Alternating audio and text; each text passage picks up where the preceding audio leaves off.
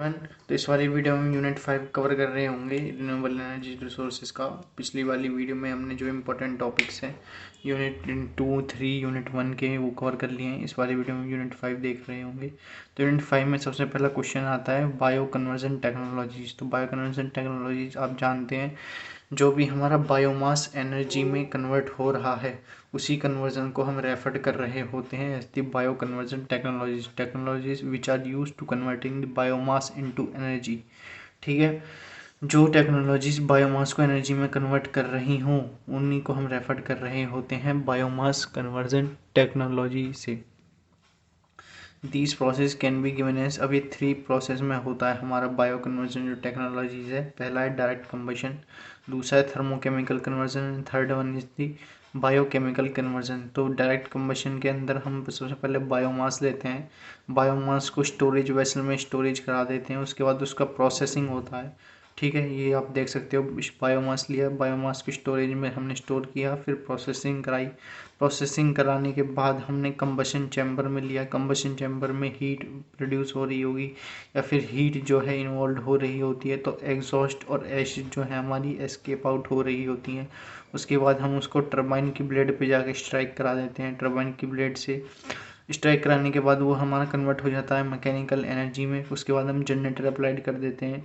ठीक है, ये जनरेटर का साइन है, ध्यान रखना। जनरेटर में हमारी इलेक्ट्रिकल एनर्जी जो है एज दी आउटपुट में हमको मिल रही होती है। टर्बाइन्स और कंबशन चैम्बर से कनेक्टेड है हमारा कंडेंसर। ठीक है, टर्बाइन और कंबशन चैम्बर से कनेक्टेड है हमारा कंडेंसर। कंडेंसर का काम होता है कूल डाउन करने का, जो भी हमारी हॉट गैसेस हैं या फिर वेपर्स हैं वो हमारे यदि हाई उसमें नेचर में है, किसमें हाई टेम्परेचर रीजन में है, तो उनको जो है कूल डाउन करने का काम हमारा कंडेंसर कर रहा होता है। Biomass is burned in the combustor to generate the hot gases. Combustor ये है, तो बायोमास इसमें जो है बर्न्ड होता है और जनरेट कर रहा होता है हमारी हॉट गैसेस को। Hot gases feed into boiler to generate the steam. Hot gases further हमारी बॉयलर में जाती हैं, बॉयलर के अंदर जाने से स्टीम को जनरेट ये हमारी कर रही होती हैं। This steam strikes on the blade of turbine. फिर जो स्टीम है ये टरबाइन के ब्लेड पे जाके स्ट्राइक करती है, टरबाइन रोटेट करती है और जनरेट करती है मैकेनिकल एनर्जी को। Turbine produce mechanical energy when striking. Generator is applied to generate electrical energy in it. उसके बाद जनरेटर हमारा अप्लाइड कर देते हैं, जनरेटर इसलिए अप्लाइड कर देते हैं जो भी हमारी इलेक्ट्रिकल एनर्जी है उसको जनरेट करने का काम जो है जनरेटर हमारा कर रहा होता है।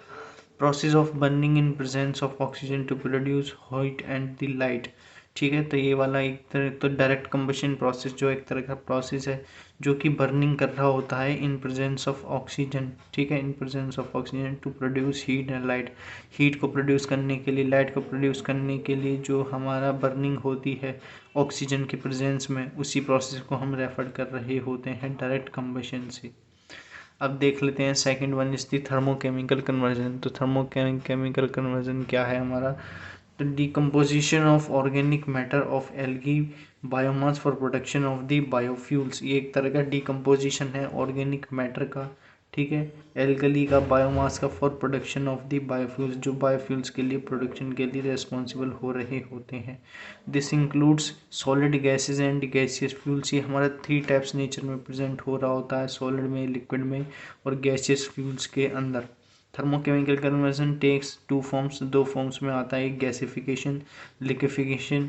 ठीक है, गैसिफिकेशन में प्रोड्यूस गैस कर रहा होता है, तो यहाँ पे आप मेंशन कर सकते हो गैसिफिकेशन के अंदर आप लिख सकते हो प्रोड्यूस गैस।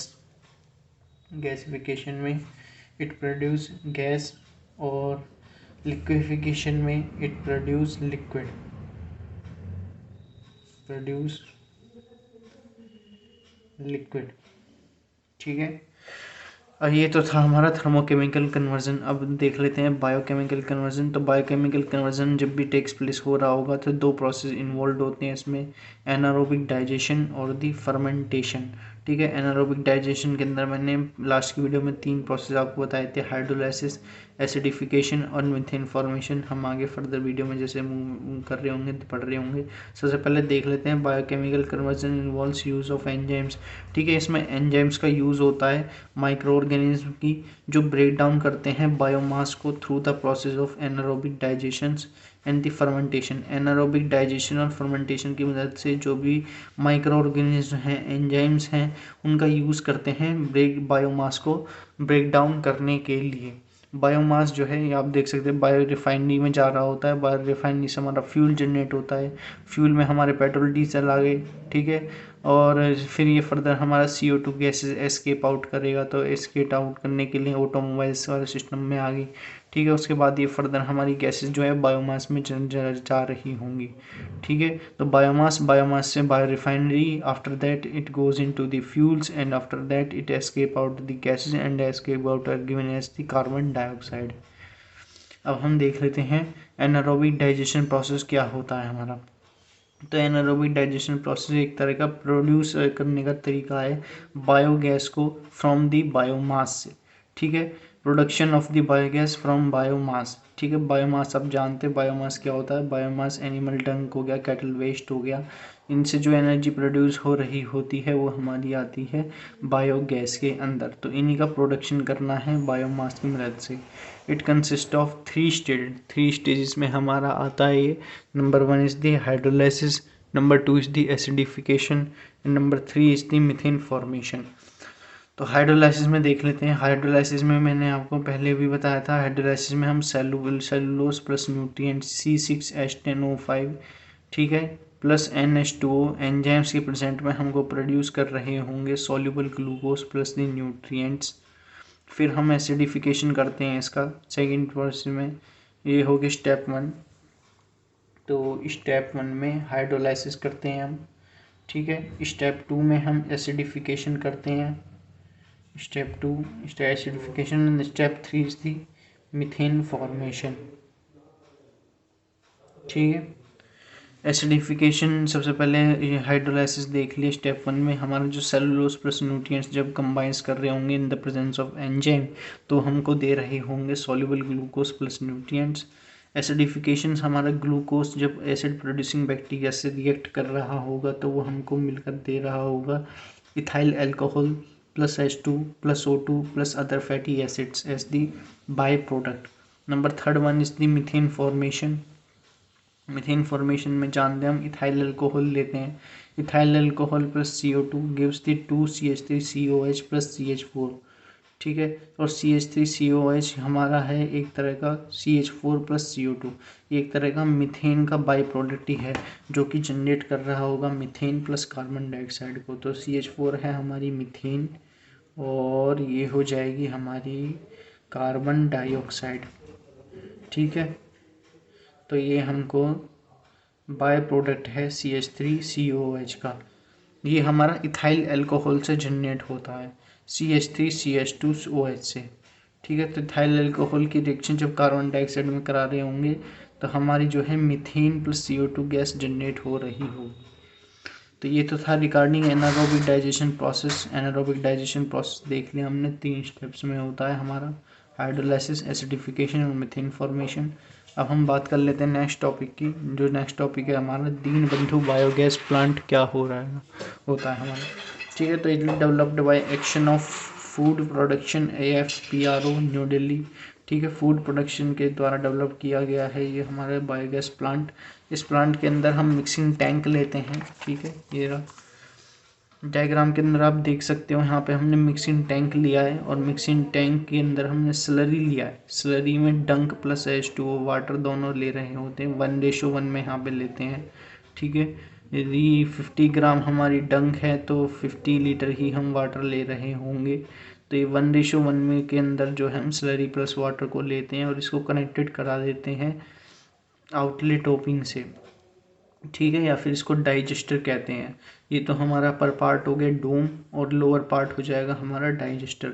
डाइजेस्टर से कनेक्टेड हो जाता है। ठीक है, और यहाँ से स्लरी जो है स्लरी प्लस H2O नीचे आ रही होगी ये इस पाइप के थ्रू। यहाँ से हमारी स्लरी और वाटर दोनों का कॉम्बिनेशन इस पाइप के अंदर आ रहा होगा और इसके अंदर फिल हो जाएगा। अब जब इसके अंदर फिल हो जाएगा तो यहाँ से गैसेस जनरेट होंगी, क्योंकि हमने एनारोबिक डाइजेशन प्रोसेस किया है तो ये 50 to 60 डेज में कंप्लीट होता है। तो यहाँ से हमारी गैस जनरेट हो रही होंगी और वो गैसेस जो हैं हमारी अपर आ रही होंगी, यानी ऊपर जाके हमारी इकट्ठा हो रही होंगी गैस जो है। तो ये गैस स्टोरेज हमारा सेकंड चैम्बर है। Second chamber is the gas storage. तो यहाँ पे हमारी गैस स्टोरेज हो रही होगी। ऊपर का चैम्बर हमारा बिल्कुल फ्री है तो उसको हम एम्प्टी स्पेस भी कह रहे होंगे। ठीक है, तो डोम हो गया, डाइजेस्टर हो गया। ये आउटलेट ओपनिंग से मतलब है, क्योंकि जो आउटलेट है इसका ये कनेक्टेड है हमारा आउटलेट टैंक से, जो कि ग्लास स्लैब कवर से ढका हुआ है, जो कि हमारा एक तरह का डिस्प्लेसमेंट चैम्बर होता है। ठीक है, तो यहाँ से हमारी inlet plus mixing slurry plus H2 आया, डाइजेस्टर में जाके कलेक्टेड हो गया। डाइजेस्टर में जाके जब कलेक्टेड हो जाएगा तो गैसेस उसकी एस्केप आउट कर रही होंगी, गैसेस ऊपर जा रही होंगी। ऊपर जाके गैस नीचे को प्रेशर लगाएंगी। ठीक है, गैसेस प्रेशर लगा रही होंगी तो यहाँ से जो हमारा डंक है, जो हमारा कैटल वेस्ट है, डंक प्लस H2 है, वो हमारा बाहर जा रहा होगा डिस्प्लेसमेंट चैम्बर में। यहाँ पे जाके कुछ वो इकट्ठा हो जाएगा। तो यहाँ पे भी ये हमारा बेसिकली क्या है, स्लरी है। स्लरी यानी डंक प्लस H2O का मिक्सचर है, जो कि हमारा यहाँ से आया है। ठीक है, क्योंकि गैसेस ने प्रेशर लगाया, ऊपर की सरफेस पे जाके गैसेस प्रेशर लगा रही होंगी, तो यहाँ से जो वो फिल आउट हो रहा है वो जाके आउटसाइड नेचर में जा रहा होगा, वो यहाँ पे जाके कलेक्टेड हो जाएगा स्लरी। ठीक है, तो यही इसकी वर्किंग प्रिंसिपल है। वर्ड्स में आप समझा देना। ऊपर वाल्व कनेक्टेड है हमने, ठीक है, ताकि जो हमारा प्रेशर है वो कितना कम ज़्यादा नहीं हो, तो इसलिए हमने जो है वाल्व लगा रखा है यहाँ पे। ठीक है, वाल्व हमारा यहाँ पे मेंशन है। और गैस आउटलेट कवर, ऊपर से गैसेस को निकालने के लिए वाल्व के थ्रू हम निकाल रहे होंगे। मिक्सिंग टैंक के अंदर बायोमास प्लस वाटर लेते हैं, स्लरी प्लस H2O ले रहे होते हैं। ये इनलेट पाइप है, डाइजेस्टर से कनेक्टेड है। ऊपर की सरफेस को डोम कहते हैं, नीचे की को डाइजेस्टर कहते हैं। स्लरी जब ज़्यादा कलेक्ट हो जाएगी तो वो हमारी आउटलेट टैंक में डिस्प्लेसमेंट चैम्बर में जा रही होगी। डिस्प्लेस चैम्बर को रिमूव करके, ऊपर से कवर इसका रिमूव करके हम जो है स्लरी को ऑब्टेन कर रहे होंगे। ठीक है, तो it's anaerobic digestion degradation of biomass such as animal डंक सीवेज। ये एक तरह का हमारा एनारोबिक डिग्रेडेशन प्रोसेस है, जो कि हमारा बायोमास को कंटेन करता है। बायोमास के अंदर हमारे एनिमल डंक आ गए और सीवेज आ रही होती हैं। Anaerobic digestion takes 50 to 60 days to completion to occur. ठीक है, ये हमारा 50 to 60 डेज में पूरा प्रोसेस होता है। अब जब 50 to 60 डेज एक प्रोसेस को रख रहे होंगे तो वहाँ पे हमारी गैस जनरेट हो रही होंगी, इसीलिए गैस जो है हमारी ऊपर की तरफ इसमें जो है प्रेशर लगा रही होती हैं। और वो प्रेशर इतना हाई होता है कि इसके अंदर जो स्लरी है वो हमारी बाहर जा रही होती है डिस्प्लेसमेंट चैम्बर के अंदर। Deenbandhu biogas plant made of brick work with spherical shaped gas holder. ठीक है, ये हमारा ब्रिक से बना हुआ होता है with spherical shape gas holder. Inlet pipe connected with the mixing tank. ठीक है, इनलेट जो पाइप है वो हमारा कनेक्ट होता है मिक्सिंग टैंक से। गैस पुशेस स्लरी डाउनवर्ड्स, तो गैस जो है हमारी पुश कर रही होगी स्लरी को डाउनवर्ड्स की तरफ। Mixing of gases takes place and called biogas. इसके अंदर mixing of gases takes place हो रही होती हैं और इन्हीं को हम रेफर कर रहे होते हैं एज दी बायोगैस के थ्रू। अब जब ये मिक्सिंग ऑफ गैसेस हो रही होंगी तो ये हमारी 3 गैसेस यहाँ पे मिक्सिंग होती है। 75% मीथेन रहती है, CO2 प्लस H2S। यूजेस की बात कर लें तो जनरेट इलेक्ट्रिसिटी करने के लिए या फिर फ्यूल को ही यूज करने के लिए कुकिंग पर्पसेस से, इसलिए हम इसका यूज कर रहे होते हैं दीनबंधु बायोगैस प्लांट का। एडवांटेजेस की बात कर ले तो लॉन्ग लाइफ है, लेस मेंटेनेंस है and the low cost. These are the some advantages of the Deenbandhu biogas plant. ठीक है, दीनबंधु बायोगैस प्लांट की आप वर्किंग समझ गए। वर्किंग प्रिंसिपल क्या है, डायग्राम मैंने आपको समझा दिया है। डायग्राम में क्या मेंशन करेंगे, कंपोनेंट्स में आप लिख सकते हैं मिक्सिंग टैंक है, डोम है, डाइजेस्टर है, वॉल्व है, गैस आउटलेट है, डिस्प्लेसमेंट चैम्बर है, आउटलेट टैंक है। ठीक है, यूजेस की बात कर ले तो generate electricity and use just fuel for cooking. Advantage की बात कर लें long life, less maintenance and the low cost. ठीक है, तो यहाँ पे हमारी इसकी working principle Deenbandhu biogas plant की कंप्लीट होती है। अब हम जो है अपना थर्ड टॉपिक देख रहे होंगे। Process of gasification of solid biomass, solidification of biomass क्या है ये, ठीक है। तो इसके अंदर 4 प्रोसेस इन्वॉल्व होते हैं, drawing, pyrolysis, oxidation, reduction. Oxidation reduction आप सभी लोग जानते हैं, ड्राइंग पायरोलिसिस बता देते हैं। ड्राइंग के अंदर बायोमास जो हम ले रहे होंगे, यानी एनिमल डंक हो गया, कैटल वेस्ट हो गया, वो हम 10 to 35% ले रहे होंगे।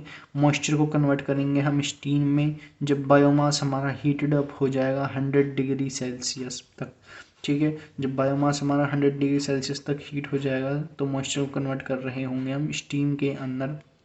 Fuel does not decompose at this temperature, इस टेम्परेचर पर हमारा फ्यूल डिकम्पोज नहीं हो रहा होता है। पायरोलाइसिस की बात कर ले तो after drying as heating continues, ठीक है। तो ड्राइंग के बाद भी हमारी हीटिंग जो है वो कंटिन्यू हो रही होगी। बायोमास अंडरगो पायरोलाइसिस, तो बायोमास जो है वो हमारा पायरोलाइसिस के, ये है pyrolysis second process. Drawing complete हो गया, फिर हम करते हैं पायरोलाइसिस। तो पायरोलाइसिस के अंदर हीटिंग अभी भी कंटिन्यू होगी।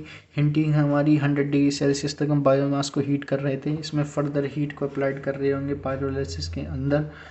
Burning biomass complete without supplying oxygen, इसके अंदर जो बायोमास को हीट करते हैं उसमें सप्लाई हीट ऑक्सीजन की सप्लाई हम नहीं कर रहे होते हैं। As a result biomass decompose, तो बायोमास डिकम्पोज हो जाता है।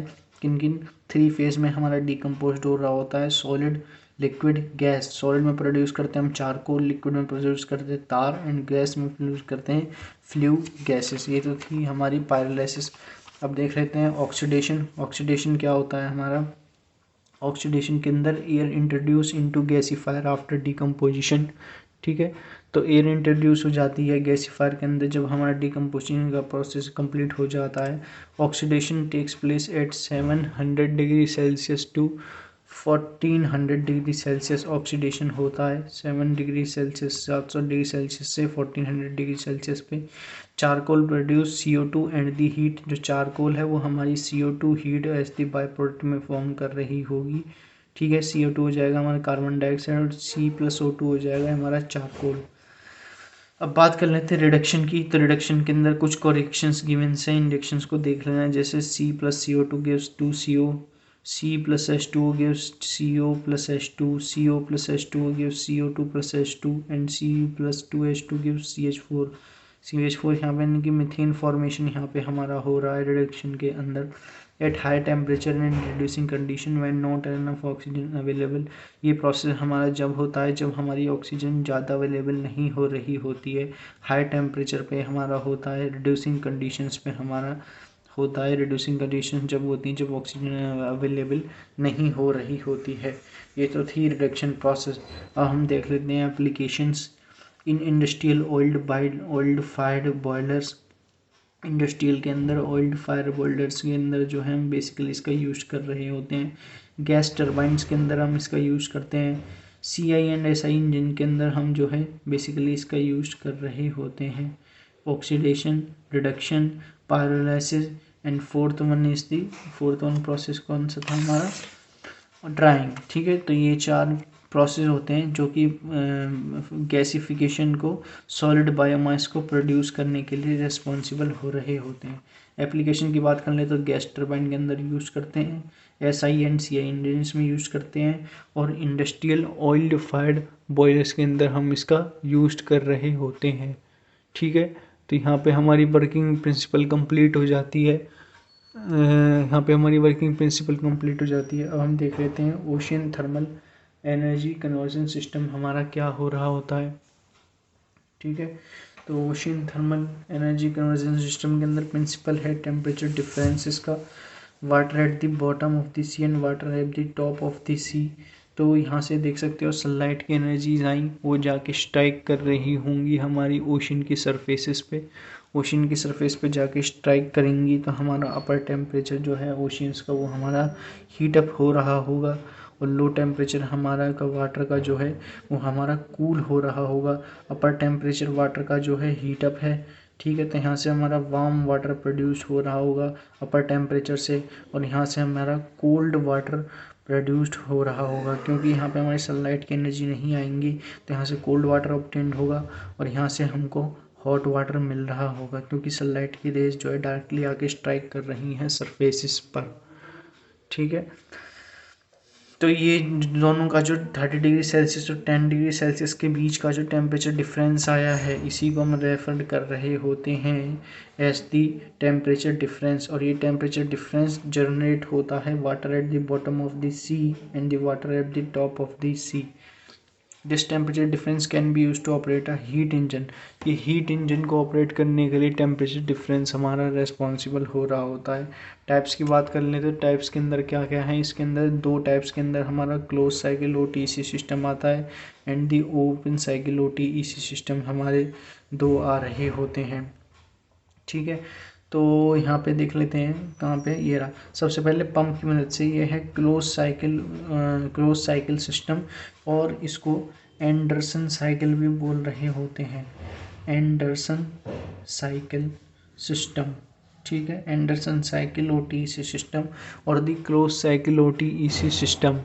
ठीक है, तो यहाँ पे हम जो है कोल्ड डीप सी वाटर ले रहे होते हैं पंप की मदद से, उसको सरफेस कंडेंसर पे जाके स्ट्राइक करा देते हैं।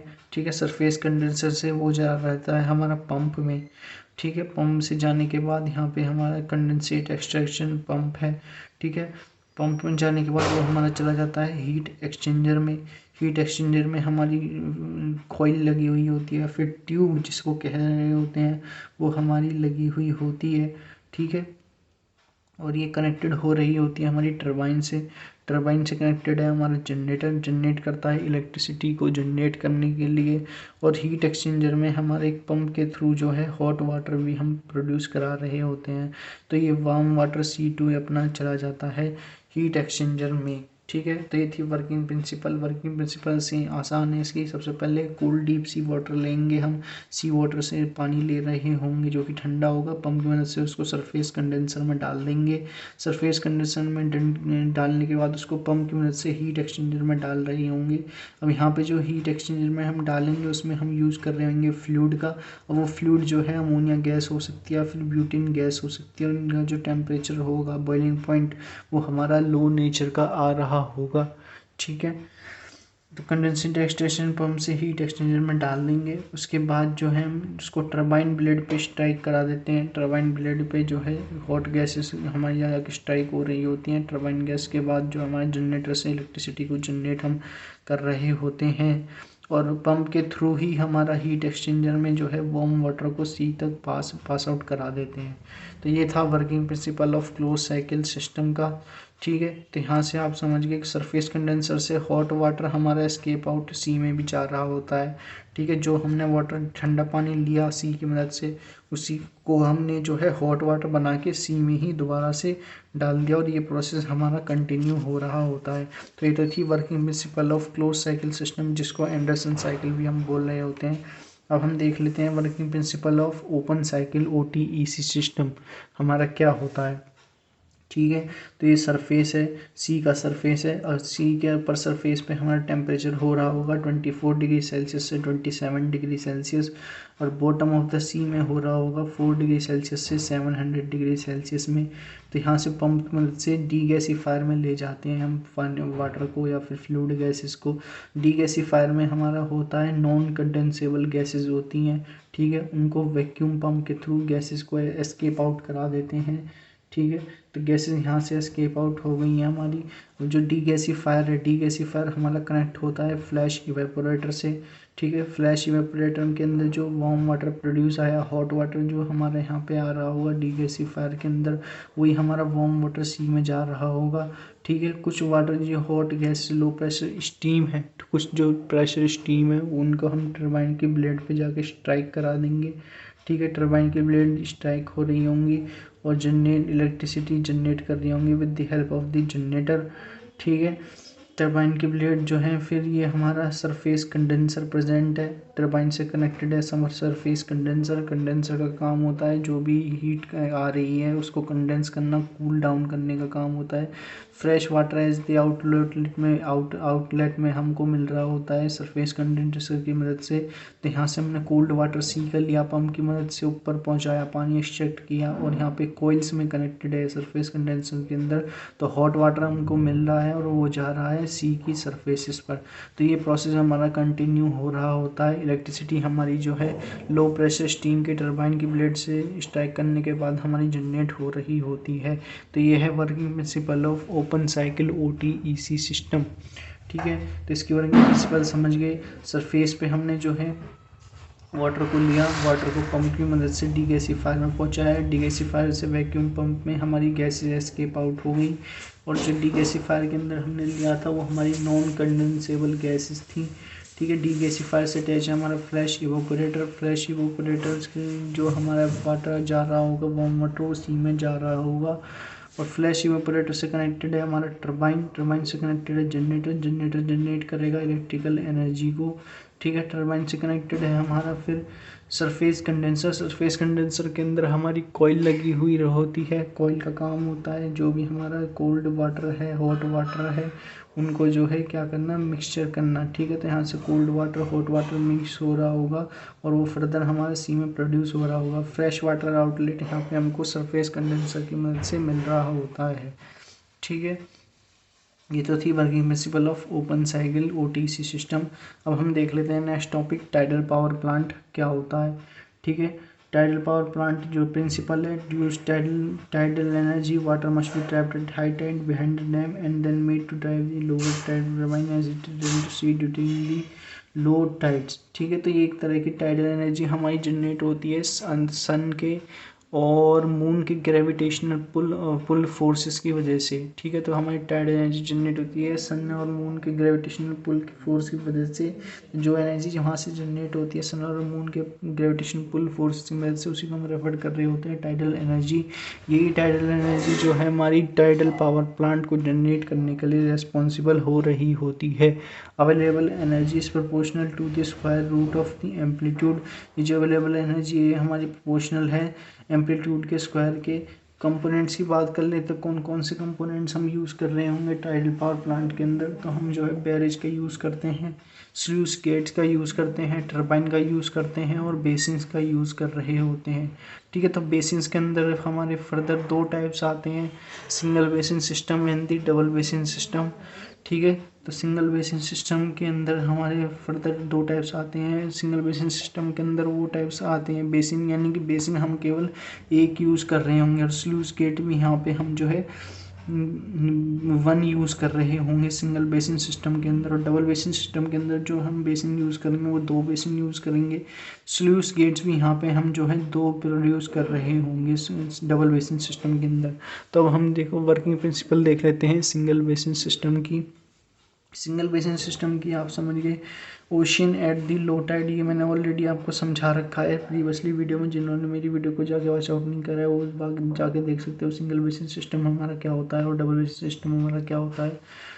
ठीक है, तो ocean at the low tide, यहाँ पे हमारा वाटर फिलअप है। वाटर फिलअप है हमारा हाई नेचर में, यानी कि वाटर हमारा ऊपर तक फिलअप है। तो यहाँ पे हमारे स्लूइस गेट्स लगे हुए हैं। स्लूइस गेट जब तक बंद हो रहे होंगे तो यहाँ पे हमारा वाटर अंदर नहीं जा रहा होगा। जैसे स्लूइस गेट्स यहाँ पे ओपन हो जाएंगे तो वाटर हमारे अंदर जा रहा होगा और टरबाइन पे जाएगा। ये हमारी टरबाइन है। ये टरबाइन जो है हमारी कैप्लन टरबाइन है, ये हमारी रोटेट कर सकती है क्लॉकवाइज डायरेक्शन में भी और एंटी क्लॉकवाइज डायरेक्शन में भी। जब वाटर हमारे यहाँ पे स्लूइस गेट्स की मदद से जा रहे होंगे तो कैप्लन टरबाइन हमारा एंटी क्लॉकवाइज रोटेट करेगा और वाटर हमारा फिल हो जाएगा बेसिन के अंदर। तो बेसिन के अंदर वाटर हमारा हाई टाइड पे फिल हो गया और जब यहाँ बेसिन से हमारा लो टाइड में वाटर जा रहा होगा तो यहाँ से कैप्लन टरबाइन अगेन हमारी एंटी क्लॉकवाइज रोटेट करेगी और वाटर फिल हो जाएगा ocean at the low tide के अंदर। ठीक है, और ये हमारा हाई रेंज को रिप्रेजेंट करने का तरीका है कि कैसे हमारी रेंज रिप्रेजेंट हो रही होगी। ठीक है। तो ये हमारा हाई टाइड वाटर लेवल है, वाटर हमारे यहाँ तक भर सकता है। डैम हमारा थोड़ा ऊपर से ऊपर लेते हैं, इसके अंदर सबसे पहले वाटर प्रेजेंट रहता है पोटेंशियल एनर्जी में। जैसे स्लूइस गेट्स को ओपन करते हैं तो वाटर टर्बाइन कन्वर्ट हो जाता है काइनेटिक एनर्जी में। टर्बाइन की काइनेटिक एनर्जी कन्वर्ट हो जाती है मैकेनिकल एनर्जी में with the help of the Kaplan turbine. Turbine से जनरेट रहता है, जनरेटर जनरेट करता है electrical energy as the output. ठीक है, तो ये है working principle of single basin system. Basin की बात कर लें तो where water is going single double multi design. ठीक है, तो कई सारे टाइप के हमारे बेसिन होते हैं, सिंगल होता है, डबल होता है, मल्टी डिज़ाइन। ठीक है, स्लूइस गेट्स कंट्रोल करता है वाटर लेवल को, वाटर लेवल को ही कंट्रोल करता है। ठीक है, वाटर हमारा जब प्रेजेंट हो रहा होगा हाई पोटेंशियल पे तो ये उसको कंट्रोल करने का काम हमारा स्लूइस गेट कर रहा होगा। और फ्लो रेट वाला मैकेनिकल ऑपरेटेड होते हैं। ठीक है, यहाँ पे हमको मैनुअल हैंडलिंग की जरूरत नहीं पड़ती, इनको ऑपरेट करने के लिए मैनुअली मैकेनिकली हमारे ऑपरेटेड हो रहे होते हैं। No mechanical means required to open them. ठीक है, सॉरी मैकेनिकल की रिक्वायरमेंट नहीं हो रही होती। ठीक है, ऑलरेडी अपने आप ही ऑटोमेटिकली ओपन एंड क्लोज हो रहे होते हैं। टरबाइन की बात कर लें, टरबाइन मैंने आपको बताया कैपलाइन टरबाइन हम यहाँ पे यूज़ करते हैं, जो कि एंटी क्लॉकवाइज डायरेक्शन में और क्लॉकवाइज डायरेक्शन में दोनों में रोटेट कर रही ही होती है। Water flows both in and out of the Kaplan turbine along this rotational axis. तो रोटेशनल एक्सिस की मदद से वाटर हमारा इन एंड आउट दोनों डायरेक्शन में हमारे वाटर जो है फ्लो कर रहे होते हैं। अब फिर है बैरेज। बैरेज क्या करता है, installed across an inlet of the ocean bay and और lagoon that forms a tidal basin. ठीक है, टाइडल बेसिन्स को स्ट्रेंथ करने का, यानी कि जो भी हमारे स्टॉल्ड हुए हैं कंपोनेंट्स, ठीक है, उनको जो है कंपोनेंट्स को डिजायर्ड पोजीशन में रखने का काम हमारा बैरेज कर रहा होता है। ये तो थी working principle of single basin double system. अब बात कर लेते हैं डबल बेसिन सिस्टम हमारी क्या होती है। डबल बेसिन सिस्टम मैंने आपको बता दी, डबल सिस्टम के अंदर हम दो बेसिन ले रहे होंगे, अपर बेसिन लोअर बेसिन, बीच में कन्वर्ट लगी हुई होगी हमारी टरबाइन। टरबाइन हमारी रोटेट कर रही होगी और जनरेट कर रही होगी हमारी इलेक्ट्रिक मैकेनिकल एनर्जी को। मैकेनिकल एनर्जी से जनरेटेड रहता है जनरेटर, जो कि कन्वर्ट कर रहा होगा इलेक्ट्रिकल एनर्जी में। तो सिंगल बेसिन अपर बेसिन के अंदर हमने इनलेट स्लूइस गेट लिया, यहाँ से हमारा वाटर इन हुआ, वाटर इन होके हमारे टरबाइन की ब्लेड पे जाके स्ट्राइक हो गया। ठीक है, टरबाइन की ब्लेड पे जाके स्ट्राइक होने से फिर हमारा वो वाटर लोअर बेसिन्स में आया। अब जब लोअर बेसिन्स में हमारा वाटर आ रहा होगा तो वो हमारे हाई नेचर का वाटर, यहाँ पे more amount of water present हो रहा होगा as compare to the lower basins. ठीक है, और आउटलेट स्लूइस गेट के थ्रू हमने उस वाटर को जो है आउटलेट में निकाल भी लिया है। Inlet and outlet sluice gates are provided in the dam. ठीक है, तो इनलेट और आउटलेट स्लूइस गेट्स हमारे प्रोवाइड होते हैं डैम के अंदर। Water level in upper basin is maintained above level of water in the lower basin. ठीक है, जो अपर लेवल के अंदर वाटर का लेवल है वो हम मेंटेन करते हैं above level of water in the lower basins. ठीक है, तो जो हमारा वाटर का लेवल है वो हमारा पर बेसिन्स में ज़्यादा हो रहा होता है as compare to the lower basins. ठीक है, तो ये था working principle of double basin system. अब हम बात कर लेते हैं जो जो हमने टॉपिक्स कवर कर लिए हैं, एक बार हम उनको क्विकली समराइज कर देते हैं और फिर इस वीडियो को एंड कर रहे होंगे। यूनिट 5 की इंपॉर्टेंट वीडियो है। ठीक है, सबसे पहले हमने देखा बायोमास कन्वर्जन टेक्नोलॉजीज़ क्या होती हैं। तो बायोमास कन्वर्जन टेक्नोलॉजीज़ के अंदर हमने बता दिया आपको 3 कन्वर्जन टेक्नोलॉजीज आपको मेंशन करनी है। You have to mention 3 conversion technologies and that conversion technologies are given as the direct combustion, thermochemical conversion and the biochemical conversion. Thermochemical conversion you have to write that these both conversion technologies take place in the two forms, gasification and the liquefaction. Gasification which is responsible for the producing gas and liquefaction which is responsible for producing the liquid. While in the biochemical conversion we have to process the anaerobic, we have to process two functions, and these functions are given as the anaerobic digestions and the as fermentation. In the anaerobic digestions we have the 3 stages. These stages are given as the hydrolysis, acidification and the methane formation. After that we cover the Deenbandhu gas bioplants. Deenbandhu gas bioplants you have to mention the components. In components you have to write the mixing tank which connected with the digester, and there is the slurry which is there is the slurry slurries about the mixture of the dunk plus H2O. Both are taken in the 1:1 as the input and the output material. Dome connected with the outlet chamber, and outlet chamber is the connected with the displacement chamber. While we remove the cover of the displacement chamber, we take in as the slurry as the output. After that, we cover the process of gasification. In the process of gasification, there are 4 gases which are responsible for the gasification: drying, pyrolysis, oxidation, and reduction. In the drying, you have to convert moisture into steam, where the biomass heated up to 100 degrees Celsius. In the pyrolysis, you have to further heat the biomass up to the 100 degrees Celsius without supplying the oxygen. After that, the oxygen and reduction. After that, we see the ocean thermal energy conversion system. In ocean thermal energy conversion system, there is a temperature difference. ठीक है, temperature difference between the ocean at the sea and water level ocean at the bottom of the sea, and this temperature is generated due to the sunlight energy strike on the surface of the oceans. ठीक है, sunlight energy strike on the surface of the ocean, it generates the warm water as the output. And in comparison to bottom of the sea, the water present in the bottom of the sea is as the cold water. And there are 2 types of ocean thermal energy conversion system, that the closed cycle ocean thermal energy conversion system and the open cycle energy conversion system. After that, we cover the tidal power plants. Tidal power plants is based on the basis of the tidal energy, and tidal energy generated by the gravitational pull of the moon and the sun. Components की बात कर लेते तो barrage, sluice gates, turbine and basins. After that there are 2 types of turbine: single basin turbine system and double basin turbine system. तो इस video में हम इतना ही रखते हैं. See ya, have a good day, bye.